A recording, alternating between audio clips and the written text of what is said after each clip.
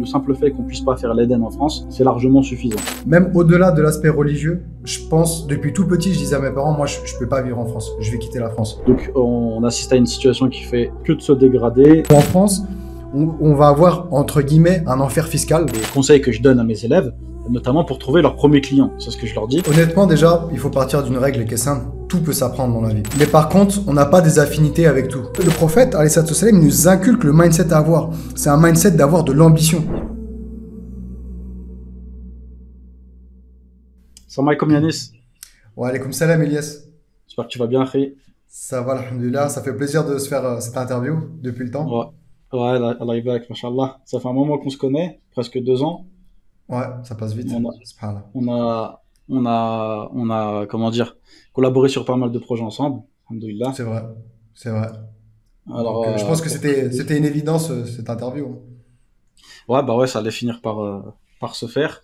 Donc là, Inch'Allah, notre podcast, ça va porter sur le business en ligne et l'expatriation. Donc deux domaines qui sont très étroitement liés et dans lesquels chacun d'entre nous, il a une expérience à apporter, bi'inillah, pour essayer d'être bénéfique au maximum, bi'inillah. Donc avant tout ça, est-ce que tu peux te présenter rapidement pour ceux qui nous écoutent, qui nous regardent, Inch'Allah? Oui, bien sûr, avec plaisir. Donc je m'appelle Yanis, j'ai la trentaine, je suis expatrié, entre guillemets, j'ai fait la hijra depuis 2018, j'ai quitté la France. J'ai un organisme de formation, donc je vais former dans les métiers digitaux, que ce soit WordPress, web design, web marketing, etc. Donc c'est comme ça qu'on s'est connus d'ailleurs.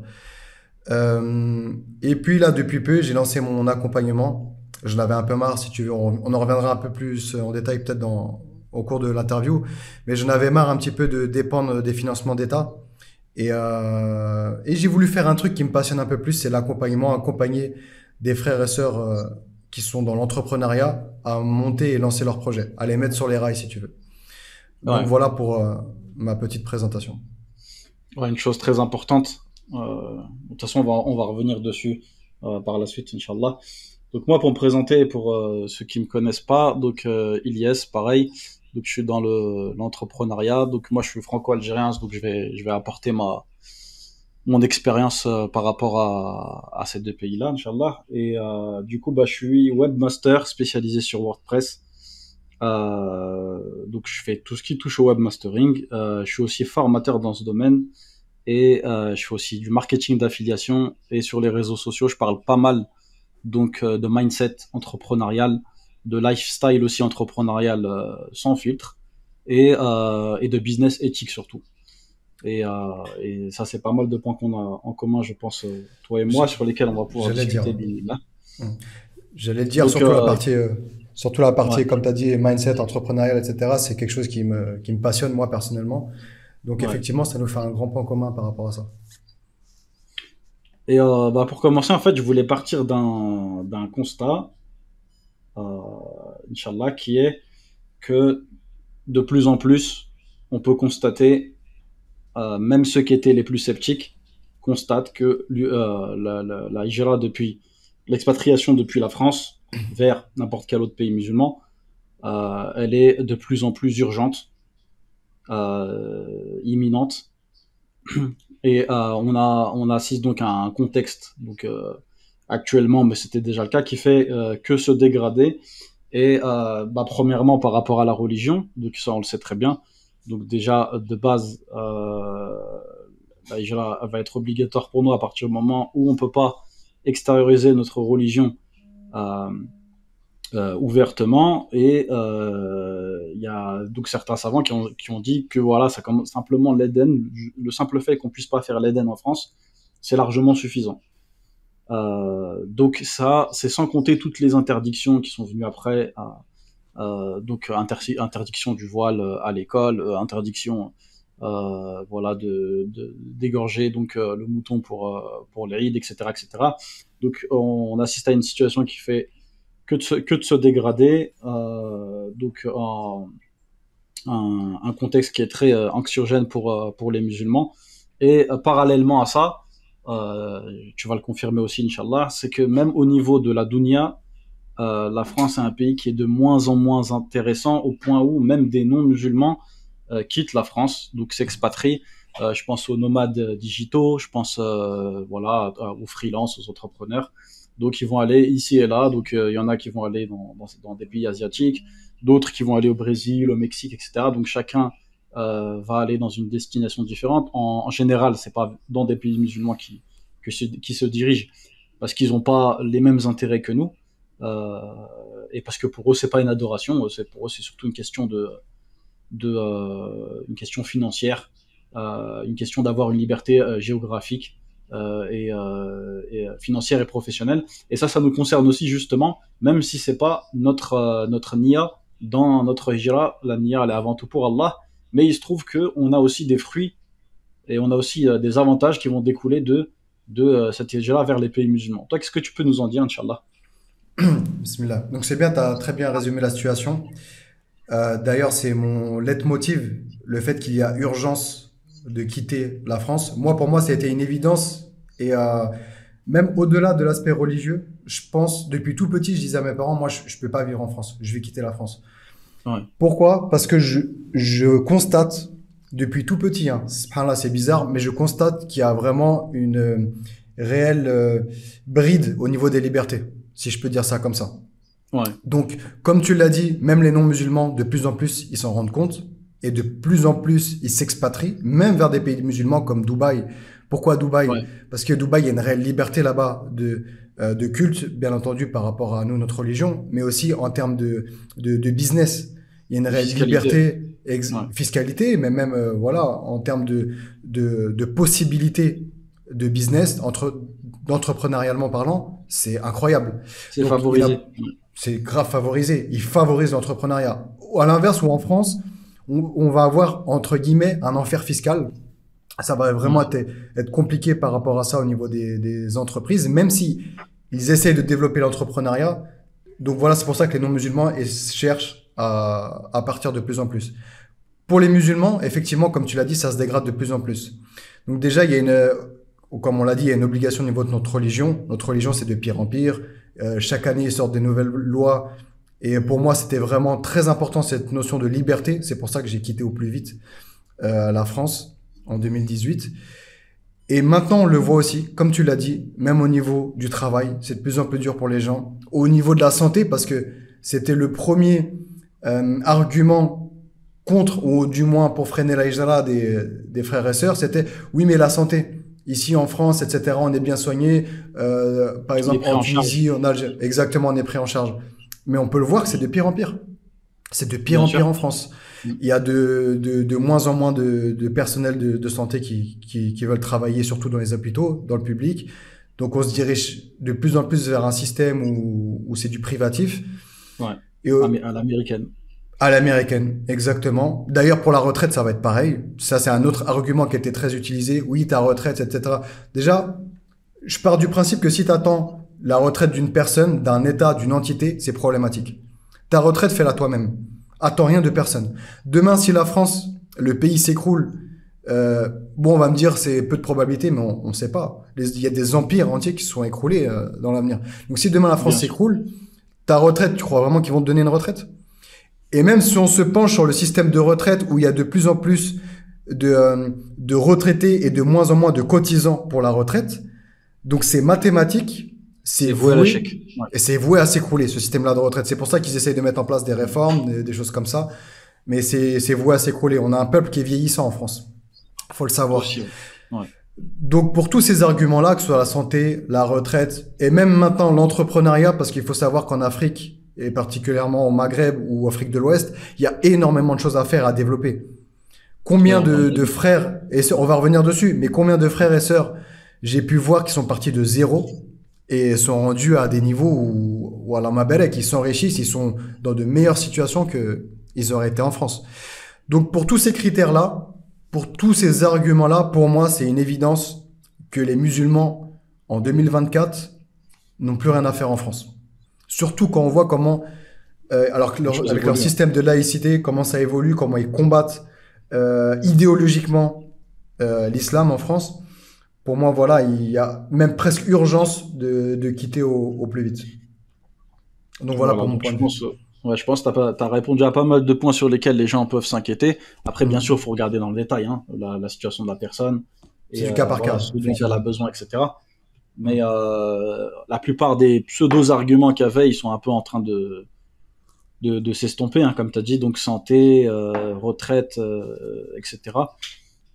Et donc finalement, maintenant que toi et moi on a parlé de l'urgence de l'expatriation, euh, voilà, admettons que quelqu'un est encore en France, lui aussi il est motivé pour s'expatrier. Qu'est-ce qu'il devrait prendre en considération comme critère pour choisir son pays? Parce qu'on est d'accord qu'il faut aller vers un pays musulman, mais tous les pays musulmans ne sont pas pareils. Ils ont tous des avantages, des inconvénients, et chacun il va trouver une certaine facilité dans certains pays plutôt que d'autres. Donc pour toi, ce serait quoi les critères, ouais, si on devait en donner deux, trois, les critères principaux pour s'expatrier? C'est une très bonne question que tu me poses. Donc moi, j'ai eu la chance, entre guillemets, de partir une première fois au Maroc, sachant que je suis tunisien, mais j'ai habité pendant plusieurs années au Maroc. Puis après, par la suite, je suis parti en Tunisie. Et, Ouais, plus récemment, j'ai déjà voyagé aussi en Algérie, donc je connais un peu les trois pays. Euh, Moi, je dirais, par rapport à mon expérience, encore une fois, je dirais, ça dépend encore une fois de la situation de chacun. Si on peut voir, ça va dépendre aussi beaucoup de l'épouse. Ça va dépendre beaucoup de l'épouse. Si on voit que l'épouse, elle a un petit peu de mal au début, il faut peut-être pas faire un grand choc, par exemple, de culture. Et c'est pour ça que moi, au début, je suis parti à Tanger, par exemple, au Maroc, parce que c'est une ville qui est super développée. C'est presque une ville qui ressemble aux villes européennes. C'est développé, il y a de la sécurité, il y a des infrastructures qui sont là, etc. Donc c'était ouais, un bon entre-deux, si tu veux. C'était un bon entre-deux. Alors que là, maintenant, je suis sur Djerba. Bon, Djerba, c'est beaucoup plus désertique, beaucoup plus sableux, et les infrastructures sont un peu moins présentes, mais il y a d'autres avantages, hein, bien entendu. Mais voilà, j'ai fait un entre-deux. Alors que pourtant, le Maroc, c'était pas mon pays. Moi, c'est ce que j'ai vu. J'ai fait mon expérience, j'ai fait ma vie un petit peu au Maroc, puis après, je suis parti en Tunisie. Ça peut être la première des solutions. La deuxième des solutions, mais qui est pas forcément une bonne solution, c'est beaucoup d'entre nous ont une double nationalité, comme toi, comme moi. Et des fois, ouais. on a nos parents qui ont déjà une maison sur place, que ce soit en Algérie, au Maroc ou en Tunisie. Ça peut être une solution au début, pour ceux qui n'ont pas forcément de rentrée d'argent fixe encore, d'habiter dans la maison de chez ses parents. Ça Ouais, peut être comme une tu dis, ça solution. peut être une solution parce qu'il y a toujours l'environnement familial, les oncles, les tantes. L'essentiel, il peut y avoir des soucis autour de ça qui vont faire que on va pas être forcément à l'aise et voilà, ça peut être un peu compliqué. Mais comme tu as dit, ouais, ça permet de poser un pied à terre, quoi. Alors l'avantage, comme tu l'as dit, on a de la famille qui est sur place, ça peut te permettre d'aider. On n'a peut-être pas de loyer à payer aussi, donc ça permet aussi, c'est à prendre en compte. Ouais, Il y a un inconvénient, c'est pas tout le monde qui arrive à vivre en proximité avec sa famille. C'est pas aussi pareil, il faut voir la ville dans laquelle les parents ont une maison. Je te donne un exemple. Je connais un frère qui a fait cette stratégie-là. Donc, il habite dans la maison de ses parents. Cependant, ouais, il habite dans un village. C'est très dur. Je lui ai dit, il m'a exposé un petit peu sa problématique, etc. C'est vrai que son épouse, un petit peu, elle se plaint parce que c'est une petite ville, c'est compliqué, il n'y a pas grand-chose, il n'y a pas trop d'infrastructures, il n'y a peut-être pas trop de frères et sœurs autour. Donc, c'est peut-être pas forcément aussi une bonne solution sur le long terme. ouais, Encore une fois, c'est du cas par cas, ça va dépendre de chacun. Et la troisième solution que je vois, ça c'est ceux pour les frères et sœurs, alors ma belle qui ont un peu des moyens, ça peut être du coup les pays du Moyen-Orient. Donc là, c'est vrai ouais, qu'il y a beaucoup d'avantages à ça, je pense notamment aux Émirats, où tu auras la sécurité, tu auras les infrastructures qui sont là. Si tu as de l'argent, tu auras des soins de très bonne qualité, une éducation de très bonne qualité pour les enfants. ouais. Donc ces pays-là demandent des ressources financières, mais ils sont intéressants en tout cas pour du moins un premier pas vers là, du moins une première installation. Après, libre aux uns et aux autres de déménager par la suite, de changer de pays. Ouais. Donc voilà. Le parcours que toi tu as décrit, il y a pas mal de personnes qui sont d'abord passées par le Maroc pour ensuite se rediriger vers justement les pays du Moyen-Orient, Émirats, etc. Donc, et je pense que un des tremplins, en fait, ça a été que leur business a décollé. Donc financièrement, ils ont pu se permettre d'aller vivre dans les pays du Moyen-Orient et Carrément. voilà, et pouvoir profiter de ce que tu as pu décrire comme infrastructure, éducation, les écoles privées, etc., etc. Donc c'est intéressant de voir que voilà, il y a des exemples qui montrent que on peut avoir ce parcours-là. Il y en a d'autres qui sont passés par le Maroc pour ensuite aller en Asie. Donc je pense que ça c'est encore pour d'autres raisons, parce que l'Asie c'est aussi un hub par rapport aux entrepreneurs, etc. Donc je pense rien à voir avec l'origine ou ce genre de choses. Moi, s'il y avait trois critères, donc moi le premier je penserais à la sécurité. Donc parce que réellement la sécurité, quand elle n'est pas établie, la religion elle-même peut être mise en péril. Et la dunya, on n'en parle même pas. Donc, c'est d'ailleurs ce qu'on retrouve dans la vocation d'Ibrahim alayhi salam. Il a Ouais, d'abord c'est là. demandé à Allah donc la sécurité avant le risque, avant la subsistance. Après, la sécurité fait partie de la subsistance, bien sûr. Mais même pour pouvoir pratiquer ta religion, ça va être compliqué et on parle même pas du fait de travailler, etc. Ensuite, je dirais que donc après, par rapport à ça, les pays sont différents. Voilà, donc il y a des pays où est-ce que la sécurité, je vais pas dire qu'elle est à 100%, mais elle est quand même incroyable. Il y a pas de vol, le vol n'existe quasiment pas. Les agressions, elles sont très minimes. Voilà, ça c'est comme tu l'as décrit, bah, c'est principalement au Moyen-Orient. Mais il n'en reste pas moins que dans d'autres pays comme les pays du Maghreb, etc. On est en sécurité, alhamdoulilah. Après, au niveau de la religion aussi, faut voir qu'est-ce que nous on cherche exactement aussi au niveau de la religion, parce que certaines personnes vont chercher un pays aussi où tu vas pouvoir apprendre ta religion, où il va avoir donc des structures qui te permettent de faire ça. Je pense aux instituts. Voilà, ça c'est pas forcément développé partout, donc on trouve ça pas mal au Maroc, en Égypte. D'ailleurs, le Maroc, j'y suis allé justement pour ça. J'ai j'ai passé un peu de temps à Marrakech, donc j'ai vu aussi le Maroc comment il était, sachant que bon, j'y suis allé aussi plusieurs fois en dehors de ça. Donc moi aussi j'ai pu voir les trois pays, du coup l'Algérie et aussi la Tunisie. Et c'est la Tunisie justement, c'était Djerba aussi. Mais bon Ok. après c'était que pour les vacances, donc c'est pas réaliste, c'est pas Ça compte pas trop, on va dire. voilà, ça compte pas, ouais, ça compte pas. Peu importe le pays où tu vas en fait en vacances, pour moi ça compte pas forcément en fait. Faut mettre les pieds dedans, faut vivre, voilà. Comme par exemple au Maroc, j'ai pu rester 4 mois, donc j'ai vécu avec les gens, je sais comment c'est, et je pouvais savoir est-ce que ça me plaît ou est-ce que ça me plaît pas. Finalement, j'ai trouvé que c'était très similaire avec l'Algérie, je me suis pas senti du tout dépaysé. Donc ça, je dis ça aussi pour les gens qui seraient pas marocains et qui seraient algériens ou tunisiens, je pense qu'ils auront aucun problème à vivre au Maroc, mais vraiment Ah, aucun. tout à fait. À ce niveau-là, après, le problème peut être ailleurs au niveau administratif. Voilà, parce qu'en principe, je sais pas si la loi a changé, mais on peut rester 3 mois sans avoir à sortir du territoire. Donc C'est après, ça. voilà, ça c'est une chose à prendre en compte aussi. Et justement, c'est le troisième point. Je pense que un point aussi important pour l'Aïra, ça va être au niveau administratif. Parce que pour moi, il faut regarder aussi ce qu'il en est de la stabilité, ce qu'il en est du long terme. Bah, quand t'es pas chez toi, quand c'est pas ton pays d'origine, quand t'as pas les papiers de ce pays-là, ça peut être un peu compliqué. Tu peux être amené à sortir. Bon, après, il y a sortie et sortie quoi. Si c'est juste la ville d'à côté comme c'est au Maroc, ça va, c'est pas très compliqué. Mais s'il faut carrément sortir du pays, ça peut être un peu compliqué. Donc à mon avis, ça c'est des choses à prendre en compte. Donc après, chacun, comme tu as dit, chacun vraiment va peser le pour et le contre et regarder ce qui est à son avantage. Et l'essentiel, c'est que chacun il est bien où il est. Finalement, en fait, c'est ça l'essentiel. Et C'est qu'il ça. arrive à s'en sortir dans le pays qu'il a choisi. Donc peu Tout à importe fait. le pays dans lequel il est, en fait. Ouais. Tout à fait. Par exemple, quand j'étais à Tanger, il y avait des frères algériens qui étaient là. Il y avait des frères tunisiens. Là, actuellement à Djerba, il y a des frères algériens qui habitent ici, à Djerba.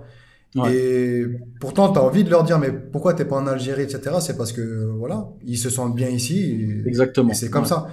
Il Ouais. n'y a pas de, Il n'y a il pas y a vraiment pas de, d'explication à ça. exactement. C'est là où tu te sens bien. Je voulais Voilà. Donc revenir le sur cœur est un, apaisé. Ouais.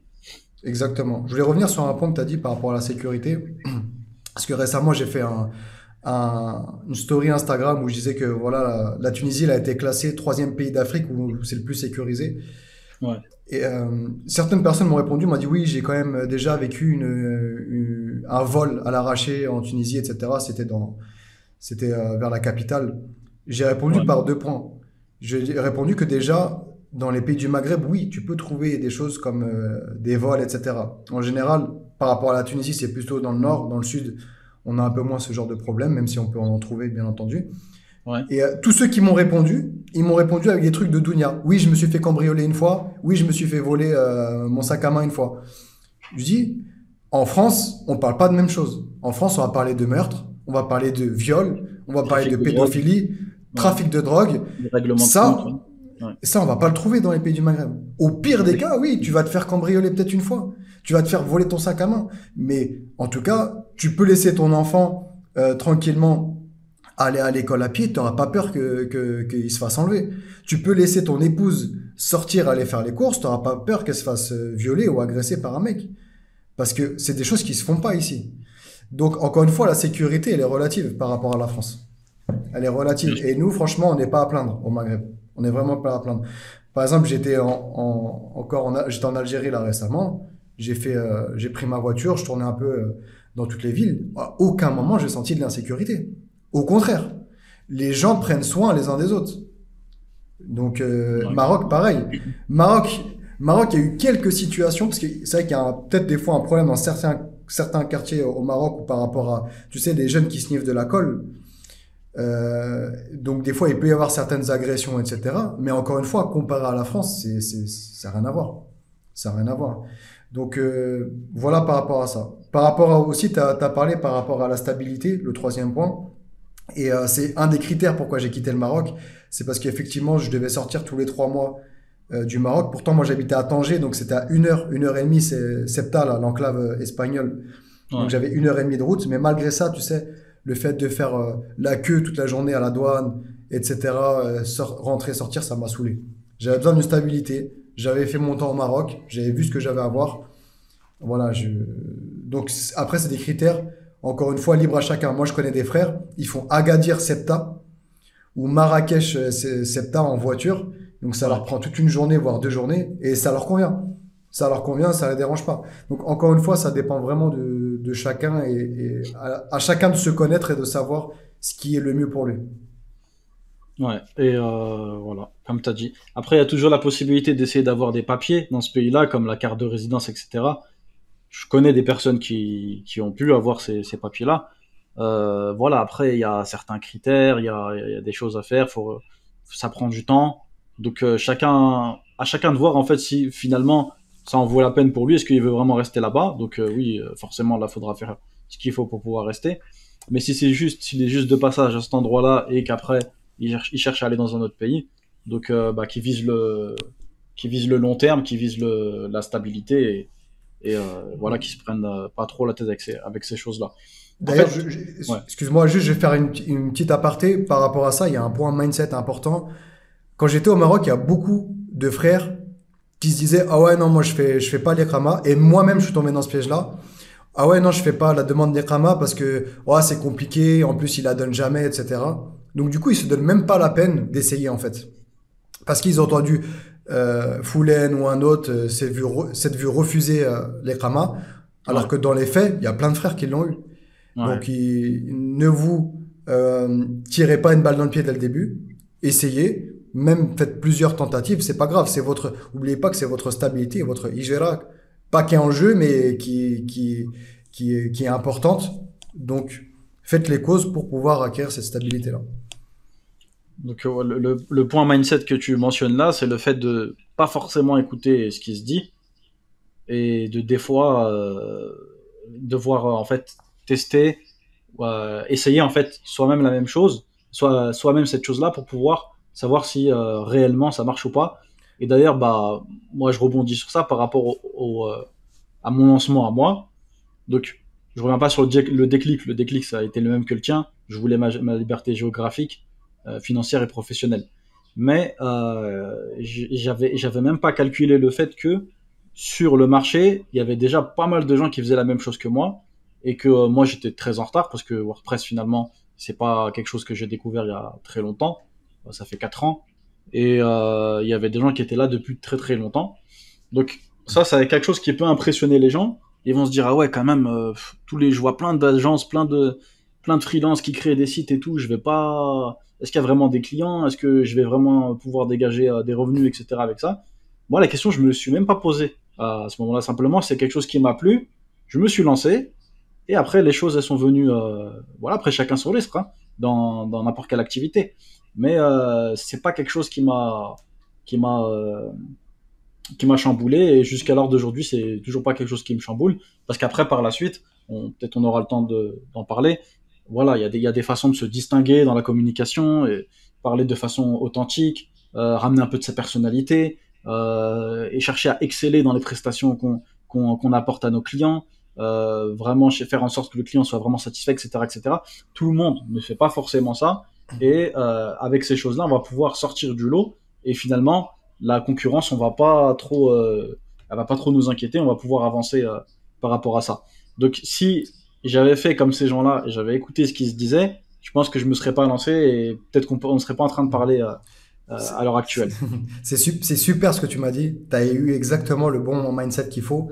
Ça veut dire, la chose est t'a plu, c'est la première des choses. Tu t'es lancé sans regarder autour. Donc, ça t'a plu, t'as agi avec passion et tu t'es lancé. C'est exactement ça. Et tu sais, en vérité, en définitive, il y a de la place pour tout le monde. Pour ceux qui habitent au Maghreb, ou du moins qui ont voyagé là-bas, ils le savent, des fois il y a des quartiers entiers, ça va être des quartiers remplis que de gens, ça va être des hanout, des magasins qui vont vendre la même chose. Ça peut être un quartier Exactement. entier rempli de forgerons, ça peut être un quartier entier rempli de menuisiers.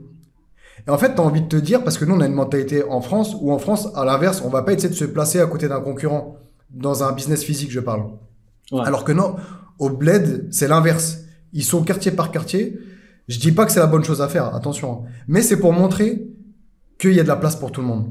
Et encore plus quand c'est en ligne, quand c'est un business en ligne.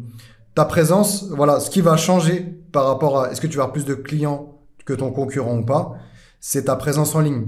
Ça va être ta qualité de prestation, ta qualité de formation, ce que tu vas délivrer, etc. C'est ça qui va faire la différence.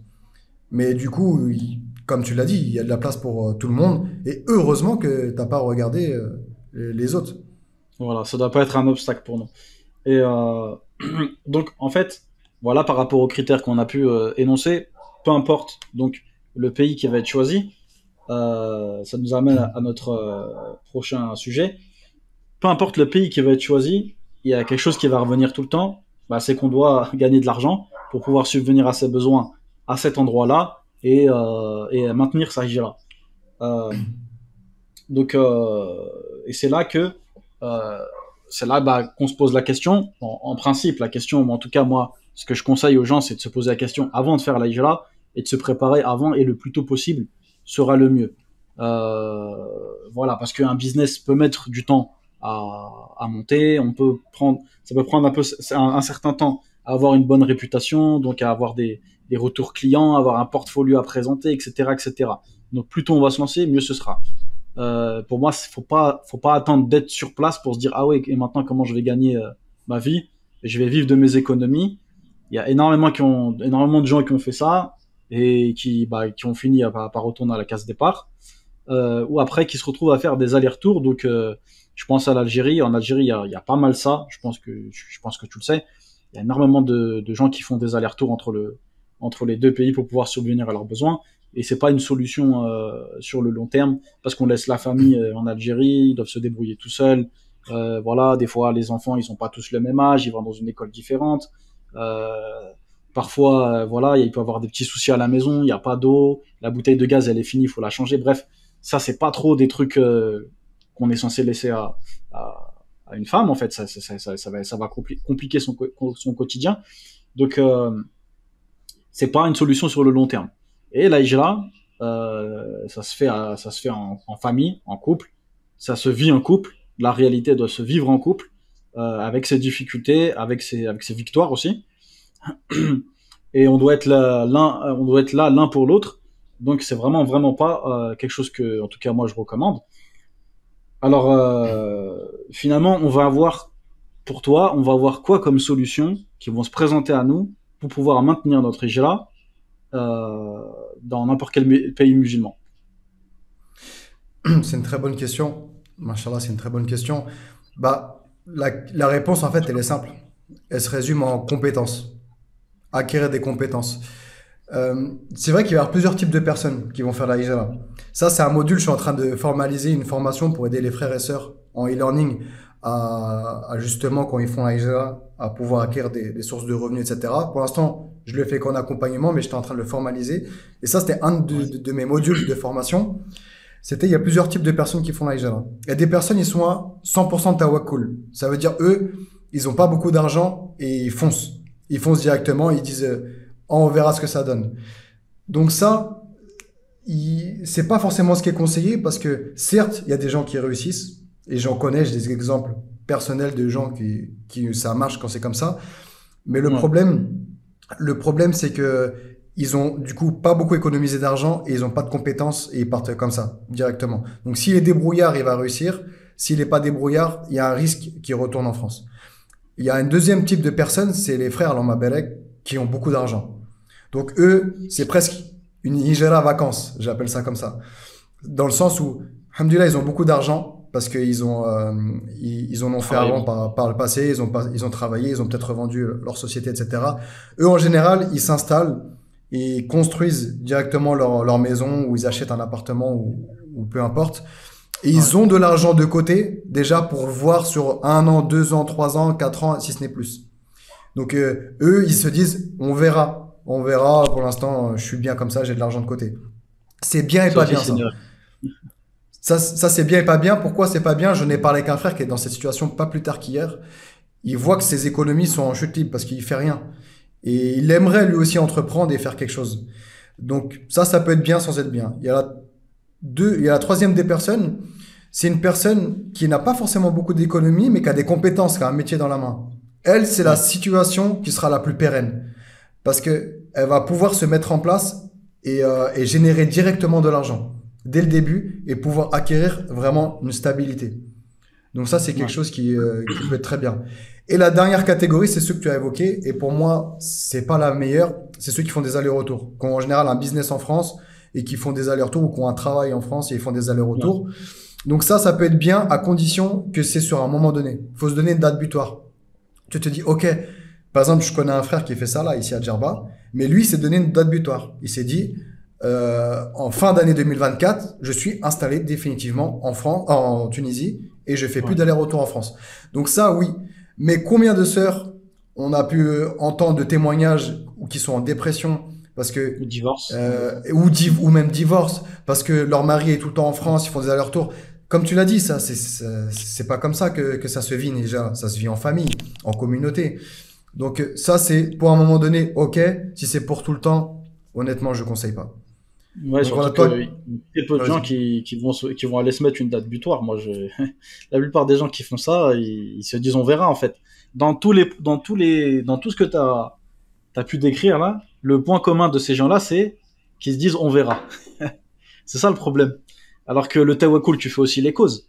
Tu vois? Tout à fait. Quand t'as parlé de ceux qui ont de l'argent, qui font une sorte de hijra vacances, ils vont pas trop avoir l'œil sur le budget, ils vont commencer à dépenser, ils vont se faire plaisir, ils vont pas se priver, etc. Et on sait très bien que les économies, tu peux en avoir tant que tu veux, elles sont pas illimitées, tu vois. Tout à fait. Elles vont finir par se terminer et l'argent, ça va très très vite. Euh, en réalité, ils avaient largement le temps, le temps que leurs économies se terminent, de trouver en fait un moyen de subsistance qui va leur permettre de ne plus se baser sur leurs économies. Et pareil en fait pour les gens qui font des allers-retours, moi j'en connais un personnellement, enfin j'en connais plusieurs, mais il y en a un avec lesquels je suis pas mal en contact. Donc en général c'est dans la restauration, donc ils travaillent dans des snacks, etc. quand ils sont en France. Et il avait des blocages. Lui, il a compris que l'une des solutions pour lui, on va en parler après, c'est générer des revenus en ligne. Sauf que il sait pas où donner de la tête. Je connais pas l'informatique. Je préfère le commerce. Est-ce que Amazon FBA c'est pas mieux pour moi? Donc il est là, il sait pas trop quoi faire. Le temps il passe, donc là il fait des allers-retours tous les 3 4 mois. Donc le temps il passe, les années passent.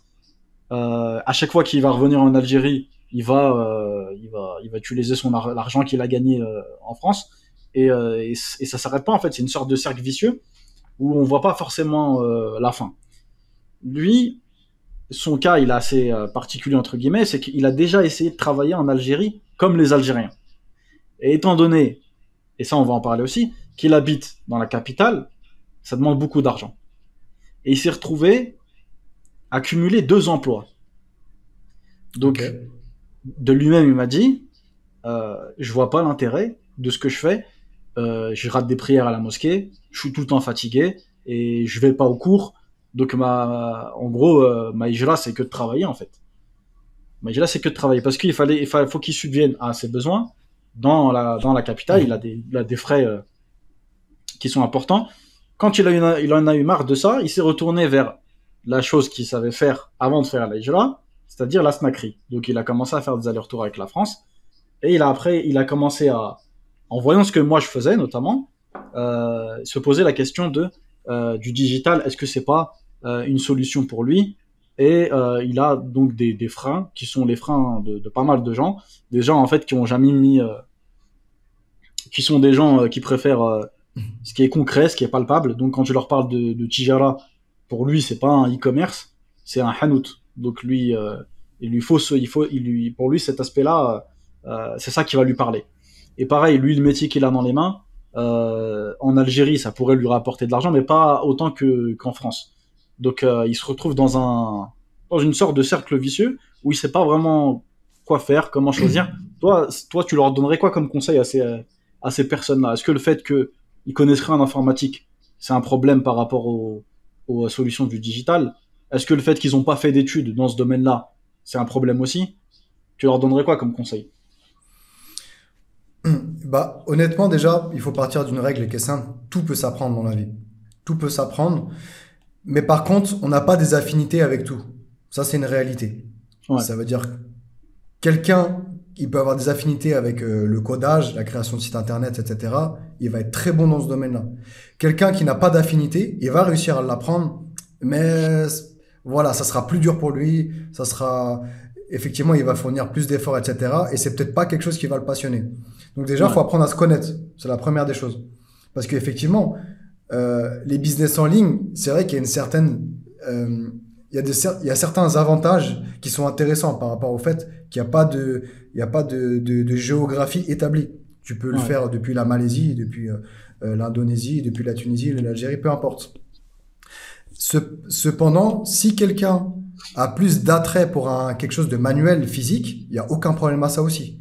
Il y a beaucoup d'argent aussi à faire dans les business physiques. Ouais. Cependant, ça sera pas du tout les mêmes codes que les business en ligne. Et pour pouvoir après être indépendant géographiquement avec un business physique, ça va demander un niveau d'automatisation et de gérance, de mettre en gérance qui est assez élevé Important. comparé à Ouais. un business, voilà, comparé à un business en ligne. Donc déjà, le premier point, comme tu as dit, c'est apprendre à se connaître. Si tu as un attrait avec les business en ligne, dirige-toi vers les business en ligne. Si tu as un attrait plus pour les business physiques, il n'y a pas de mal, mais ça sera des codes qui seront un peu différents. Et si tu sais pas trop, teste, c'est la meilleure façon de savoir. Teste des Ouais. business en ligne, prends-en un, avec quoi tu as un peu plus d'attrait, et lance-toi dedans à 100%, et vois ce que ça donne. Et rien ne t'empêchera, déjà tu auras appris dans tous les cas, et rien ne t'empêchera après de re-switcher vers un business physique si éventuellement tu en ressens l'envie. Donc Ouais, voilà pour mon opinion. c'est ce que je pense aussi. L'entrepreneuriat, il n'est pas fait pour tout le monde. Si, c'est L'entrepreneuriat en vrai. ligne, il n'est pas fait aussi pour tout le monde. Mais chacun devrait s'essayer à ça et voir, et voir ce qu'il en est en faisant ce que tu as dit, ce que tu viens de dire comme introspection, etc. Voir ce qu'il aime pas, les compétences peut-être qu'il a déjà aussi, comment est-ce qu'il peut les exploiter, etc. Et Actuellement, du coup, sur le marché, pour toi, il y a quoi comme solution digitale pour ceux qui voudraient se tourner vers vers le digital? parce qu'en ce moment, on va dire à la mode, ça va être ce que tu as appelé marketing d'affiliation. Moi, Ouais, je vais plus l'appeler le fait d'être apporteur d'affaires, mais c'est la même chose en définitive. Il peut y avoir aussi tout ce qui est prestation. Donc, quand tu es freelance, Création de Ouais. site internet, design, montage vidéo, etc., etc. Ouais, il y a du choix dans ça. Il y a grave du choix. Et il y a de la place pour tout le monde. Euh, et troisième chose, ça peut être la formation. La formation, former les gens à apprendre des compétences, etc. Et ça peut être un mix de tout ça. Ça peut être un mix de Exactement. tout ça. Ouais. C'est mon cas personnel. Moi C'est-à-dire que aussi. voilà, j'ai un organisme de formation. Toi aussi, tu fais de la formation. Tu fais de la Ouais. prestation. Moi, je Ouais. fais de l'accompagnement aussi. Et aussi, à droite, à gauche, si on peut faire un peu d'affiliation, marketing d'affiliation et faire des compléments de revenus, on le Avec fait. le réseautage. Ouais. En fait, c'est ça le digital. Le Ouais. digital, t'es pas cantonné forcément à une chose. C'est à partir du moment où tu as un domaine précis, tu vas pouvoir toucher aussi à tout ce qui gravite autour. Exactement. Et si tu as un minimum débrouillard, voilà, tu pourras toucher à tout ce qui gravite autour. Et au final, mis bout à bout, ça peut te faire des revenus qui sont intéressants. Ouais, comme tu as Donc dit. En voilà. fait, on est limité à aucun niveau en fait quand tu regardes. Donc t'es pas limité au niveau de ce que tu apprends, parce que tu te formes en continu, tu montes en compétences en continu. Et d'ailleurs, c'est une chose qui est indispensable, parce qu'il faut que tu restes à jour et compétitif sur le marché. T'es pas limité au niveau des revenus. Il y a des gens qui vont faire la même chose que toi, qui vont gagner comme toi, et d'autres qui vont gagner 10 fois plus que toi. Donc après, il y a d'autres choses à prendre en considération. T'es pas non plus limité par rapport au niveau professionnel avec qui est-ce que tu vas travailler. Donc finalement, tu peux travailler dans la plupart des cas avec qui tu veux, sur des projets qui vont t'inspirer, avec des clients avec lesquels tu vas avoir un feeling. Euh, Tu peux aussi aménager tes horaires comme tu le veux. Tu peux travailler de n'importe où, etc., etc. Donc c'est vraiment une liberté à ce niveau-là. Après, elle va être relative, bien évidemment. Et ce que tu as dit par rapport à, donc à l'affiliation, etc., et le fait de collaborer en fait avec des métiers qui sont complémentaires aux autres, ça c'est justement un des conseils que je donne à mes élèves, notamment pour trouver leur premier client. C'est ce que je leur dis. Donc vous arrivez sur le marché, vous avez fait un portfolio avec des sites factices, vous avez aussi regardé autour de vous, dans vos proches, à qui est-ce que vous pouvez réaliser un site gratuitement ou à un prix vraiment, on va dire, sacrifié. Et après, à côté de ça, euh, en collaborant, en s'associant, si on peut dire, en faisant des partenariats avec, bah, par exemple, moi, je fais juste des sites web, je suis juste webmaster, je collabore, j'ai un partenariat avec des graphistes, avec des copywriters, avec, euh, avec des SEO, avec des SIA, etc. Et à chaque fois, ce qui va se passer, c'est que je vais renvoyer tout simplement mes clients vers eux, et chacun y trouve son compte à ce niveau-là. Donc, eux, pareil, ils vont me renvoyer des clients. Donc, ça me permet d'avoir des clients en continu, à eux aussi, et ça nous permet aussi de toucher des revenus des commissions en fait à travers les recommandations. Donc T'as sou- à ce t'as niveau-là, on n'est soulevé, vraiment pas limité. exactement, et tu as soulevé un des piliers de l'entrepreneuriat, selon moi, qui est le réseau. Oui, Le il est réseau, sous-coté, très sous-coté.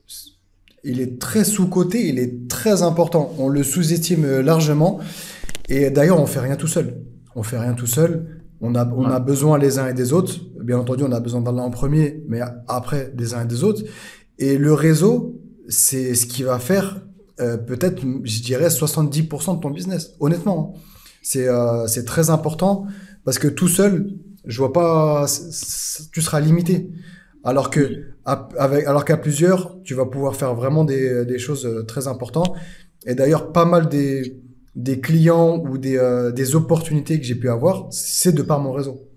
Ouais. Donc, c'est important, faites du réseau, faites du réseautage. Ça, les entrepreneurs américains ou même en France, ils l'ont très bien compris. Ils font ce qu'on appelle des journées entrepreneuriat, c'est-à-dire ils se rejoignent dans un endroit précis et ils discutent, juste pour discuter, découvrir des nouveaux entrepreneurs, etc. Et ça peut déboucher ou non sur des partenariats futurs, etc. Ça, c'est Ouais. très important. C'est quelque chose, moi personnellement, et je lance un appel à la communauté musulmane qui sont dans l'entrepreneuriat. Si on peut s'organiser et faire ce genre de choses-là, ça serait vraiment très important. Des journées où je sais pas comment ça pourrait se matérialiser, ou des journées ou des semaines, des séminaires de l'entrepreneuriat, où on pourrait se rencontrer tous, faire du réseau et collaborer les uns et les autres. Ça serait vraiment une idée, je pense, très, très enrichissante.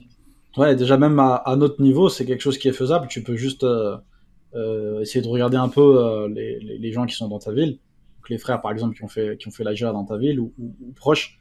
Et voilà, organiser, je sais pas moi, un buffet ou dans un restaurant ou quelque chose comme ça, et en discuter. Donc déjà juste ça, ça peut permettre certaines opportunités. Mhm. Il y a des gens qu'on va croiser souvent ou qui habitent pas très loin de chez nous et on sait même pas que eux-mêmes sont dans le digital et peuvent nous apporter des comment dire, voilà, ils peuvent être la cause de certaines opportunités et nous pour eux aussi. Donc à ce niveau-là, on peut le faire aussi à un niveau voilà, sans aller jusqu'à parler de séminaires, de semaines de journées, etc. Ça c'est le level supérieur. Mhm. Mais C'est juste à ça. d'autres niveaux, c'est vrai qu'on peut faire pas mal de choses et on les néglige. Et le réseautage, comme tu as dit, c'est un moyen qui est très très ancien, qui existe bien avant l'ADS, le SEO, le copywriting, etc. Et quand tu arrives dans l'entrepreneuriat, on te parle très peu du réseautage. On va surtout te parler de ces moyens-là, là, que j'ai évoqués et d'autres, mais très peu du réseautage. Et à la fin, quand tu vois ce que tu peux en tirer, c'est assez incroyable. Je connais carrément des gens qui sont. Je connais par exemple un graphiste, il a aucune présence sur les réseaux. Il a un site, voilà, qui lui sert de portfolio, mais il crée aucun contenu sur les réseaux, il fait vraiment rien du tout, et pourtant il en vit très bien. Euh, voilà, il a pérennisé sa Jira au Maroc. Et juste avec le bouche à oreille, il est recommandé ici et là. Après, il fait du travail de qualité aussi. Et ses prix ne sont pas sacrifiés. Donc ça aussi, c'est un point qui est important. Et ça lui permet voilà, de maintenir sa Jira sans faire, on va pas dire sans faire trop d'efforts. Mais en tout cas, il se passe de pas mal de choses en faisant de la création en ne faisant pas de création de contenu, de l'ADS, des campagnes payantes, etc., etc. Après, il pourrait faire plus de ventes, évidemment, en faisant ça, mais après, si lui, ça lui convient comme ça, il n'y a aucun souci à ce niveau-là. Et d'ailleurs, ça nous permet d'évoquer un point. Le, le, le, les revenus qui vont être nécessaires pour vivre dans un pays musulman, ils vont différer selon le pays musulman. Et, euh, et moi, ce que j'en pense, c'est que quelqu'un qui souhaite faire la hijra, il devrait calculer quand même ça, un minimum, avant de partir, de se poser la question, d'accord, il faut combien pour vivre en Algérie, il faut combien pour vivre en Tunisie, par rapport à ses conditions à lui, bien sûr, hein, la composition familiale, euh, voilà, au niveau de la santé, comment c'est, parce qu'il y a certaines personnes qui ont besoin de plus de soins que d'autres, etc. Voilà, il va prendre en considération plusieurs paramètres et pour se faire une idée, parce que ce sera toujours approximatif, de combien il lui faudrait pour vivre dans tel pays. Et quand on regarde à ce niveau-là, il y a vraiment des pays qui sont très très intéressants. Bien sûr, je suis pas en train de dire que c'est la raison pour laquelle on va faire la hijra, mais c'est bien de le savoir pour se préparer, Inch'Allah. Et il y a des pays qui sont intéressants. Donc, moi, je vais parler de ce que je connais, et toi aussi, certainement, Inch'Allah. Euh, pour le Maroc, je sais pas si tu as joué au niveau du Maroc, et pour la Tunisie, combien est-ce que tu penses qu'il faudrait pour vivre bon, on va prendre un exemple d'un couple avec deux enfants, par exemple. Ok. Excuse-moi. Donc, je pense que le Maghreb, malgré qu'il y a des petites différences, par exemple l'Algérie va être peut-être le pays où le coût de la vie sera le moindre, le moins cher. Mais en définitive, on pourrait tabler, je pense, surtout si on vient de France, après chacun se connaît, mais pour une famille avec deux enfants, pour moi, si tu fais 800 euros de revenus par mois, déjà, ça sera bien. Entre 800 et 1200 euros, selon certains. Ouais. Donc ça, si on prend le cas de, par exemple, ton activité à toi, Ilyes, la création de site internet, je pense, hein, tu me diras si j'ai faux ou pas, mais ça représente à peu près 2 clients par mois. C'est à peu près ça, Ouais, hein. tu peux tourner à deux clients. 2 clients, si tu fais un site internet, un site vitrine, hein, je parle pas de site e-commerce, mais site vitrine qui va être aux alentours des 500 euros, si je dis pas de bêtises, voilà, ça va faire 2 clients. Pareil pour des prestations de design ou même des prestations dans le marketing, etc. Ça va tourner aux 2, 3 clients. Donc vraiment, c'est des choses qui sont, quand tu es dans l'entrepreneuriat ou même en tant que freelance, c'est des choses qui sont très abordables. Il y a quelque chose qui se fait beaucoup aussi, c'est le travail en ligne. C'est-à-dire que tu es salarié, mais tu es en remote. Tu travailles avec une Ouais. entreprise en ligne. Ça, c'est pareil. C'est en général ces entreprises qui sont en Angleterre, en France, en Au Europe. Canada, ouais. Ouais. au Canada. Donc, tu vas toucher, même si tu touches un SMIC, tu vas toucher au-dessus de 1 200 € déjà. Donc, tu pourras vivre de façon très confortable. Mais je pense que voilà, il faut tabler sur aux alentours de 800 000 euros. Certains vont me dire, mais non, moi j'arrive à vivre avec moins. Oui, c'est vrai. Mais ça, c'est quelque chose que j'explique dans ma formation. Comme le système de santé, il n'est pas pareil que la France, tu es obligé de budgétiser et de prendre une partie de tes économies tous les mois pour faire un budget santé. D'accord? Jusqu'à atteindre, ça je l'explique plus en détail, mais jusqu'à atteindre un certain budget où là, tu auras plus besoin d'alimenter cette cagnotte qui est dédiée à la santé. Mais au moins, dans un premier temps, il y a une partie de ton budget tous les mois qui devra aller dans cette cagnotte-là pour pouvoir, au cas où demain il y a un problème médical et que tu as besoin de fonds pour te soigner. D'opération. Ouais. Exactement. Exactement. Ouais, non, Donc, nous, de notre côté en Algérie, donc les opérations, elles sont pas prises en charge, mais les soins de santé quotidiens, on va dire. Donc, on a l'équivalent de la carte vitale. ok. On a ce système-là, en fait, de cotisation. Tu cotises pour ta retraite, tu cotises aussi pour ta santé. Donc, on a ça de notre côté. Mais c'est vrai que les opérations, elles sont pas prises en charge et ça peut vraiment, ça chiffre. Pour quelqu'un pour l'Algérien moyen, il va devoir emprunter de l'argent. Pour te dire à Ouais. quel point ça chiffre. Et d'ailleurs, il y a pas mal d'Algériens qui vont faire des opérations en Tunisie. Donc, je pense pas que ce soit à cause du prix, mais je pense que pour certains soins, je pense que c'est plus, comment dire, peut-être que les hôpitaux sont meilleurs pour certaines choses. Mais je sais qu'il y a surtout ceux qui vivent à la frontière, il y en a pas mal qui vont en Tunisie pour les soins.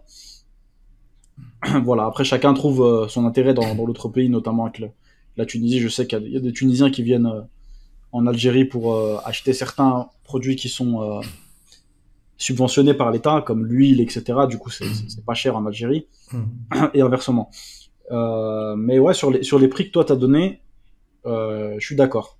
Je suis d'accord. Sachant que moi, en Algérie, si on se focalise juste sur l'Algérie pour la composition que je t'ai donnée là, euh, on peut commencer à partir de 500 € par mois, loyer compris. Donc Ok. après, évidemment, je suis pas en train de te dire que tu vas habiter au centre-ville d'Alger, etc. Non, ça faut se l'enlever de la tête. Tu seras en banlieue, tu vas devoir faire attention, tu vas devoir surveiller ton budget. Voilà, tu n'auras pas une voiture plaque étrangère que tu vas faire sortir à chaque fois par bateau en Espagne ou en France à un certain coût, etc., etc. Donc il y a des paramètres à prendre en considération. Mais à 1 000 € pour cette composition-là, tu vas tout de suite commencer à être à l'aise. Et pourquoi est-ce qu'on mentionne ces prix-là, ces paliers-là? Tout simplement parce que la question, c'est de savoir, est-ce qu'en ligne, c'est difficile de toucher ce que tu as pu dire ici? Tu as dit entre 800 et 1200. Est-ce que c'est difficile de toucher ce genre de revenus? Là, excuse-moi. Là, Allah Mabarak, tu poses de très bonnes questions. Pour moi, et je vais peut-être choquer en disant ça, mais il va falloir bien le comprendre. Euh, En fait, c'est simple de le faire. Je dis pas que c'est facile. C'est pas pareil. Je dis que c'est simple. Et honnêtement, 500 euros, c'est à la portée de tout le monde. Il faut comprendre qu'on est dans un monde capitaliste où l'argent est partout. Honnêtement, l'argent est partout. Il faut juste le ramasser. La seule différence, il faut avoir ces compétences-là pour les ramasser. Et c'est pour ça que je dis que c'est simple, mais c'est pas facile parce que ça demande de se former. Le chemin, il est pour certains plus facile que d'autres, etc., etc. Aussi, je voulais revenir sur un truc qui est important. C'est encore une fois niveau mindset.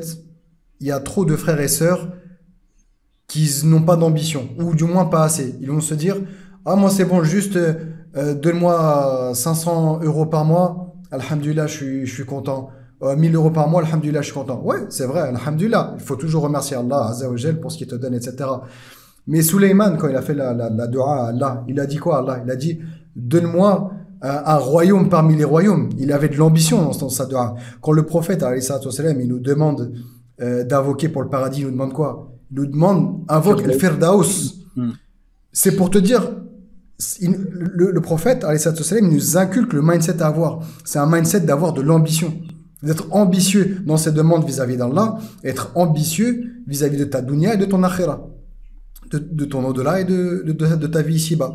Donc, dans ce cas-là, partons de ce principe-là. Moi, je dis aux frères et sœurs, oui, c'est vrai, pour un premier palier, c'est bien si tu arrives à générer 500 euros de façon régulière.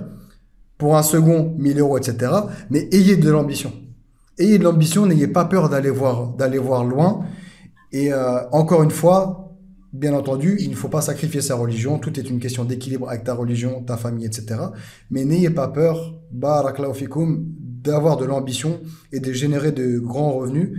Pourquoi? Parce qu'on arrive dans un monde où malheureusement, il va être assez binaire, selon moi. Ça sera soit les gens qui généreront de l'argent et qui auront certaines libertés, etc. Soit les gens qui malheureusement seront un peu esclaves du système qu'ils sont en train de créer, où on sera dépendant de, voilà, oh, ils ont bloqué les frontières parce que c'est le Covid, parce que pour X raisons, on sera contraint parce qu'on n'aura pas ce, entre guillemets, pouvoir financier euh, et pouvoir tout court de faire des choses. Donc voilà par rapport à mon opinion. N'ayez pas peur de générer des grands revenus. Et encore une fois, ce n'est pas facile, mais ça peut être simple de générer 500 000 euros. Toi, qu'est-ce que tu en penses, Ilyes, par rapport à ça? Ouais, et surtout ce que tu as dit, c'est que l'un peut être mis au service de l'autre. Donc si tu gagnes plus d'argent, tu as plus de dunya, tu peux très bien, bah, tu vas aller acheter ton paradis, tu vois. Tu vas l'acheter en faisant de plus C'est de clair. sadaqa, en te rendant bénéfique à la communauté, peu importe, hein. Construction de mosquées, d'orphelinats, depuis, il y a des choses à faire. Et partout. Donc, pourquoi avoir peur de ça? Pourquoi avoir Exactement. peur de ça à ce niveau-là? Après, comme tu as dit, toi, le point que tu as bien précisé, c'est sans sacrifier sa religion. Sinon, ça a pas d'intérêt. Tu vas perdre de Exactement. capital pour faire du bénéfice. Tu peux pas, ça fonctionne pas comme ça. Et ce qu'on cherche avant tout, c'est la baraka. Mais voilà, nous, quand on parle de ces paliers-là, c'est pour vraiment dire que on peut les atteindre assez facilement. Voilà, même en démarrant, c'est possible qu'on le fasse très rapidement dès le premier mois. Je parle même pas de la première année, qu'on atteigne directement 500 ou 1000 euros par mois. Donc après, le but, une fois que t'es à l'aise dans ton business, etc., c'est d'aller bah, de scaler ton business pour essayer de euh, comment dire d'en exploiter tout le potentiel. Voilà. Hmm. Donc ça, je pense que c'est l'une des choses que ça doit certainement faire partie de ton accompagnement. Et d'ailleurs, Inch'Allah, est-ce que tu peux nous dire justement toi, ta solution à toi, nous la présenter, Inch'Allah, nous dire de quoi il s'agit exactement, bi'idhnillah. Ok, barakallahu fik. Juste avant ça, honnêtement, de toi à moi, juste je vais te poser une question. Quelqu'un qui se lance, qui fait des sites internet corrects, on ne dit pas qu'il vise la perfection ou quoi que ce soit, Ouais. mais que honnêtement, il va faire de la communication tous les jours sur ses réseaux, il va toquer à la porte de sociétés pour leur proposer leurs services, etc. Vraiment tous les jours de façon assidue. Est-ce que il va pas les choper ces deux clients? Est-ce qu'il va attraper ces deux clients par mois? Oui ou non? Franchement, je pense que oui, c'est largement faisable. Sachant Ok. que, en plus, il y a une chose sur laquelle les gens ils sont mis une certaine limite, c'est qu'ils pensent. Après, ça dépend de la formation que tu as fait aussi, hein. C'est pour ça qu'il faut choisir les bonnes formations. Mais en tant que webmaster, on fait pas que de la création de site web. C'est-à-dire qu'on a l'énorme marché français ou ailleurs, parce que je peux travailler avec des gens qui. Moi, j'ai fait vraiment des sites pour des gens en Égypte, en Turquie, en Arabie Saoudite, je parle de Mouhajirine, hein, en Arabie Mhm. Saoudite, au Maroc, partout. Donc il y a aucun, j'ai pas, on n'a pas cette frontière-là, mais on n'est pas limité à la création de sites web. Donc on a ceux qui ont besoin d'un site web qui n'en ont pas, mais on a aussi ceux qui ont déjà un site web et qui ont besoin que toi tu viennes faire certaines prestations sur ce site. Donc ça peut être de la refonte au niveau du design, au niveau fonctionnel, voilà, pour avoir un design qui va être plus à la page, plus moderne, fonctionnel. Ça va être de la maintenance. On a des sites qui fonctionnent pas forcément très bien, qui ont certains bugs, certains soucis par manque d'entretien ou parce qu'ils ont été mal faits dès le départ, etc. Donc ça, c'est un autre marché. Tous ces gens-là, c'est un marché potentiel pour toi quand tu as cette compétence de webmaster. Mhm. Pareil, tu peux optimiser aussi des sites qui sont déjà existants pour les rendre plus performants. Et éventuellement aussi, tu peux apprendre à les transformer certains sites en applications mobiles.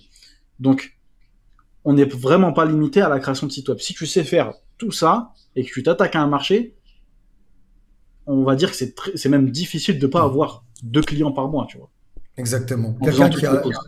Quelqu'un qui a la dalle, entre guillemets, il va les faire. Donc c'est pour ça, des fois, je prends du recul et j'aime bien, tu sais, analyser les business des gens. Et des fois, tu peux voir sur des groupes Facebook, etc. Je pense que tu les connais, ces groupes-là, où il y a des gens, ils se disent, ouais, j'ai pas de clients, comment faire, etc. J'arrive pas à trouver de clients, ça fait quelques mois que je me suis formé. Et en fait, tu regardes un petit peu qu'est-ce qu'il propose. Tu vois qu'il a aucune présence sur ses réseaux. Il communique pas. Donc, si tu communiques pas déjà sur ce que tu fais, comment tu vas attraper des clients? Tu vas discuter un petit peu avec eux. Tu vas dire, Ouais. est-ce que tu vas toquer à la porte d'entreprise, etc. Tu vas faire du référencement. Enfin, tu vas proposer des prestations de référencement ou comme tu as dit de refonte, etc. Tu vois que non, ou il a peur d'aller voir les entreprises. En fait, il attend que ça vienne à Que lui ça comme vienne. ça. Exactement. Ouais. Alors oui, Allah, il peut te donner des clients comme ça, mais il faut faire des causes. Il faut faire des causes, Voilà. c'est pas la base. Tu as parlé de la formation. Je disais que pour moi, dans ton domaine, la formation, ça fait pas tout en fait. C'est juste une Exactement. base pour te permettre de te mettre sur les rails, mais après, tu dois être en continuelle formation et tu dois être continuellement t'améliorer. Et d'ailleurs, même si t'as pas de clients, fais des sites, comme tu l'as dit, des sites factices, mais juste pour t'entraîner. Fais-le parce que ça va être super important pour ton évolution. Donc voilà par rapport à ça. Et du coup, après, tu m'as posé la question, qu'est-ce que je propose? Bah Ouais. justement, en fait, donc du coup, moi, comme je l'avais dit en début d'interview, j'ai un organisme de formation. Et c'est vrai que j'arrivais à un moment donné où, ok, d'accord, je vends de la formation, etc. Mais est-ce qu'il n'y aurait pas quelque chose qui me passionne un peu plus? Et ce qui pourrait me passionner un peu plus, c'est justement accompagner les frères et sœurs qui ont un projet pour en fait se mettre sur les rails. Donc ça veut dire c'est des gens qui sont plus ou moins débutants, qui ont un projet et qui ne Ouais. savent pas par où commencer, comment le formaliser, etc. Pas plus tard qu'hier, j'ai eu quelqu'un qui a un super projet, mais il est paralysé parce que il se met pas à l'action parce en fait c'est pas clair pour lui, il sait pas où aller, c'est pas clair. Donc c'est là où moi j'interviens. On essaie Ouais. de cadrer un petit peu tout ça. J'essaie d'apporter ma modeste expérience pour pouvoir le mettre sur les rails et après qu'il puisse se lancer dans son projet. Donc voilà ce que je propose. Et très modestement, sans rentrer dans l'orgueil, je pense avoir cette capacité à analyser un business, à analyser un projet, voir qu'est-ce qui va pas, qu'est-ce qui va et comment changer la chose. Comment Donc rectifier, ouais. exactement. Et ça s'est passé parce que je me suis formé, j'ai payé des dizaines de milliers d'euros pour pouvoir apprendre à me connaître. Je me suis formé dans le mental, donc maintenant je peux dire que je me connais, du moins en grande partie. Donc du coup, je sais maintenant là où ce que je peux apporter aux gens. Parce que comme je me connais, ça c'est vraiment un conseil que je donne, apprenez à vous connaître avant toute chose, parce que c'est la base. C'est pour ça que deux personnes qui auront la même stratégie, eh ben, ils auront des résultats complètement différents. Parce que l'un se connaît, l'un a le mental pour pouvoir y aller, et l'autre n'a pas forcément le mental. Donc la connaissance de soi, c'est super important. Et c'est pour ça que voilà, je mets à cœur d'accompagner les frères et sœurs entrepreneurs à développer leur projet. Et le but, c'est qu'ils puissent en vivre et après potentiellement atteindre une certaine liberté géographique pour ceux qui ont un business en ligne. Ceux qui ont un Inch'Allah. business physique, ça sera un peu plus long. Et Inch'Allah, j'espère pouvoir les aider à atteindre cette liberté financière qui est tant demandée à notre époque. Inch'Allah. Ouais, ça a l'air très, très intéressant, Allah Mabarak. En tout cas, qu'Allah te mette la baraka, akhi. Amin ainsi qu'à toi. Et ça, ouais. Et si toi, tu peux un peu nous dire ce que tu fais, parce que c'est vrai qu'on travaille ensemble avec mon organisme de formation, mais si tu peux un peu expliquer ce que toi, tu proposes. Ouais. En fait, ouais, bah, justement, simplement pour dire que c'est vraiment très intéressant qu'il y a un accompagnement de A à Z. Parce que les gens, ils vont avoir tendance à se sentir un peu seuls, laissés pour compte, en fait, dans un business. C'est Donc ça. c'est vraiment intéressant que tu aies cet accompagnement-là. Moi, de mon côté, c'est vraiment niché ce que je fais. C'est-à-dire, je suis webmaster sous WordPress, donc ma formation, c'est sur ça qu'elle a porté. Et juste pour rebondir sur quelque chose que tu as dit, la formation, elle fait pas tout, comme tu l'as dit, mais donc il y a certaines personnes qui, je pense qu'on leur a vendu en fait la formation de cette manière-là. Une fois qu'elles ont terminé leur formation, elles pensent que les clients vont venir. Parce qu'on leur a dit qu'avec, en prenant cette formation, tu allais gagner tant d'euros, tu allais travailler tant d'heures, tu allais avoir tant de clients, etc., etc. Moi, c'est quelque chose que j'ai complètement écarté de ma page de vente, de ma façon de, voilà, des arguments commerciaux que je vais avoir pour ma formation, etc. Ce que je dis au début et à la fin, c'est que le risque est entre les mains d'Allah. Et moi, je suis là simplement. Donc, moi aussi, à ce niveau-là, je me connais. J'apporte des compétences, j'apporte l'expérience qui va être nécessaire à une personne qui souhaite se lancer et faire comme moi, tout simplement. Et je garantis ni le nombre de clients, ni un revenu, ni quoi que ce soit. Ça va être à la personne, avec des outils qu'on va lui donner, des clés, des conseils, etc., d'aller faire des causes pour avoir des clients, etc., etc.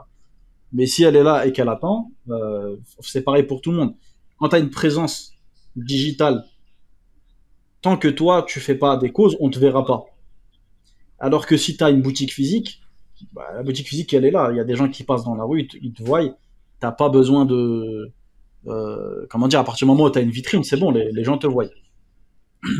Là, c'est différent. On est dans le digital, donc il faut aller de l'avant, il faut faire des causes. Et nous, on est finalement, tout ce qu'on fait, c'est des causes optimisées, en fait. On essaye de montrer à la personne comment faire ces causes-là de la meilleure des manières, selon notre expérience et nos compétences, pour avoir le plus de résultats possible. Donc moi, qu'est-ce que je propose? Mhm. Ma formation, c'est pour apprendre donc le webmastering sous WordPress, je précise bien. Donc tu vois pas, c'est pas pour devenir webmaster avec n'importe quel système. Et ça va aller de la création d'un site web, tout type de site web. Donc on va être sur du site vitrine, du blog, du site e-commerce, etc. À, si tu veux, la maintenance. Donc entre les deux, qu'est-ce qu'il y a? Il y a le fait d'optimiser un site, le fait de le sécuriser, d'accord? Et à la fin, on s'occupe aussi de la maintenance, euh, parce qu'avoir un site esthétique, fonctionnel, optimisé, sécurisé, ça va pas, enfin, ça va suffire, mais derrière, on peut proposer aussi le fait de le garder tel quel, donc fonctionnel et optimisé. Et donc cette formation, elle est, euh, c'est une formation qui se veut pratique aussi, donc on va demander à l'élève de réaliser un site vitrine et un site e-commerce dans cette formation. Et après, alhamdoulilah, donc comme tu le sais, elle est éligible à différents financements, notamment le CPF. Et voilà pour la formation, bi'inillah. Ok. Je te remercie, tu as souligné un point qui est super important. Ouais, Comme tu as dit, le risque, c'est Allah qui le détient. Nous, on n'a aucun pouvoir sur l'argent. On n'a aucun pouvoir sur le fait que le client, est-ce qu'il va te payer ou pas. Par ouais, contre, là où Allah il nous a donné un pouvoir qui est certes limité, c'est sur les causes qu'on peut faire. C'est sur les exactement. causes qu'on peut faire. Donc c'est pour ça, c'est une grave erreur de se focaliser sur le fait, et c'est vrai qu'on en parlait tout à l'heure, mais de se focaliser sur le fait, oui, il faut gagner 500 euros par mois, oui, il faut gagner 1000 euros, parce que ça, on n'a aucun pouvoir dessus. Par contre, mets l'accent sur les causes qui vont t'amener à avoir 500 euros par mois ou 1000 euros par mois. C'est sur ça que tu dois te Exactement. focaliser. C'est des Ouais. objectifs à atteindre, des paliers à franchir, des actions à mettre en place. C'est ça le plus important et le conseil que je pourrais donner aux frères et sœurs qui nous écouteront, Inch'Allah. Inch'Allah, Donc, barakallahu fik pour tes conseils. donc je tiens à te dire un truc, je tiens à dire un truc, c'est que ta formation, on a eu des très bons retours, donc machallah, elle est qualitative. Si je la Alhamdulillah. propose, si moi je la propose au financement avec mon organisme de formation, c'est que je sais qu'elle est qualitative pour nos frères et sœurs de la communauté. Donc voilà, honnêtement, je la recommande. Je la recommande, malgré que je l'ai pas moi-même fait. Mais déjà, je te connais parce que tu m'as fait plusieurs prestations de site internet. Donc déjà, Ouais. toi, je peux te recommander en tant que prestataire pour des sites internet, etc. Et aussi, je peux te recommander en tant que formateur parce qu'on a eu des très bons retours par rapport à la formation. Donc Alhamdulillah. voilà par rapport à ça. Et pour conclure, Euh, du coup, barakallahu fik, akhi, pour ouais, fait conclure, qu'Abraham. où est-ce qu'on peut te retrouver, Inch'Allah? Où est-ce que tu es présent sur les réseaux, est-ce que tu as une chaîne YouTube, etc., un site? Alors, tout à fait, on peut me retrouver sur les différents réseaux, que ce soit YouTube, Instagram, Facebook et TikTok. TikTok, j'aime pas trop. Personnellement, moi, je consomme pas de contenu de TikTok, juste je poste dessus parce que je sais que maintenant il y a beaucoup de jeunes qui sont dessus. Donc je Ouais, poste dessus sans y passer de temps. Mais là où on peut me trouver, c'est comme je disais sur YouTube, Facebook, Instagram principalement. Et ouais, Facebook, j'ai un groupe privé totalement ouais. gratuit hein, que tout le monde peut intégrer où en fait je veux délivrer du contenu beaucoup plus détaillé. Je veux délivrer des posts détaillés où je partage un petit peu de mon point de vue sur le business, sur le mindset, etc. Là où je vais faire des trucs beaucoup plus détaillés, même peut-être forcément des fois des petits modules de formation gratuits où je poste sur mon groupe Facebook. Donc voilà où vous pouvez me trouver. Donc c'est Yanis Alpha Muslim. Donc voilà, de toute façon vous le retrouverez sûrement. Je vais poster cette vidéo là enfin cette interview là sur YouTube. Il y aura mes liens et je mettrai les liens pour ta formation et pour tes réseaux à toi si tu peux nous en dire plus. Inch'Allah, il n'y a pas de souci. Bah, moi, comme tu as dit, je suis présent sur Instagram, surtout sur Instagram. J'ai aussi une chaîne sur YouTube, sur Telegram. Et pareil, bah, j'ai aussi un site. Donc, un site pour les prestations de services que je propose et un site à part pour la Web Business Academy, donc uniquement l'aspect formation. Super. Ok. Bon, on mettra tout ça en description. Honnêtement, il y a Inch'Allah. plein de sujets qu'on aurait pu aborder encore. Ouais, Il y a plein de choses à dire. Peut-être qu'on refera une vidéo à l'occasion. ouais, avec plaisir, Inch'Allah. Inch'Allah. Mais en tout cas, ça m'a fait plaisir de faire cette interview avec toi. Pareil, Et, barakallahu fik. et, euh, et voilà, en tout cas, je te souhaite tout le meilleur, qu'Allah il te facilite dans ton business, dans ta tijara. Amin, oui, Amin. Donc voilà, barakallahu fik.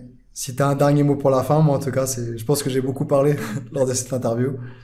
Bah, s'il y a un dernier mot, c'est bah, si on peut résumer tout ce qu'on a dit, c'est faites les causes et remettez-vous-en à Allah. Placez votre confiance en Allah, tout simplement. Exactement. Soyez pas avare dans les invocations vis-à-vis de votre créateur et soyez pas avare vis-à-vis des causes que vous allez mettre pour votre business et pour stabiliser votre hijra. Donc voilà, Inch'Allah. honnêtement, allez-y à 200%. Inch'Allah. Inch'Allah. Barakallahu fik. Wafik, barakallah. On se quitte sur ça, Inch'Allah. À bientôt, Ilyes. Salam alaikum.